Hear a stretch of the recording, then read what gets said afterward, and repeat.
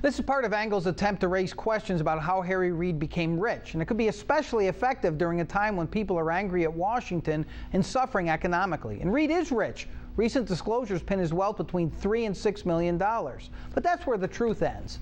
Let's go through the ad. How did Harry Reid get so wealthy on a public servant's income?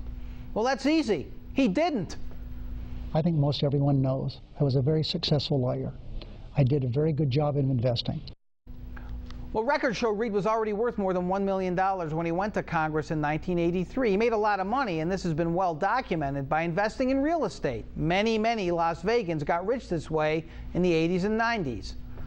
Like this shady deal where Reid made an astronomical $1 million doing nothing. Well, this claim is based on an Associated Press report 4 years ago. Reid made a profit all right, not $1 million. The deal's complicated, so let me give you the highlights. He bought land in 1998 for $400,000. His partner in the deal was Jay Brown, a close friend and local government lobbyist. Reid later put the land into an LLC overseen by Brown. When the land sold, Reid's share of the proceeds was $1.1 million.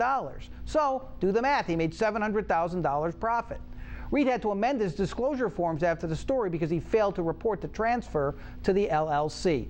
But the Review-Journal, which gleefully ran the story, had to correct its characterization of Reid profiting from land he didn't even own. Now, it is true that Reid is worth as much as $6 million. It's not surprising the Angle folks used the high end of that $3 to $6 million range. But Angle's favorite news organization outside of Fox News, the RJ, reported just 2 years ago that Reid's wealth has actually declined since 1995. Now, most people would love to suffer a $2 million decline in wealth, but the truth is the truth. Does Reid live in a $1 million Ritz-Carlton condo? Indeed he does. And just the sound of that will be enough to infuriate some voters. $1 million, the Ritz? You get the contrast. Reid made it worse for himself in the debate by saying, I have been on a fixed income since I went to Washington. I've lived off of what I made in the private sector.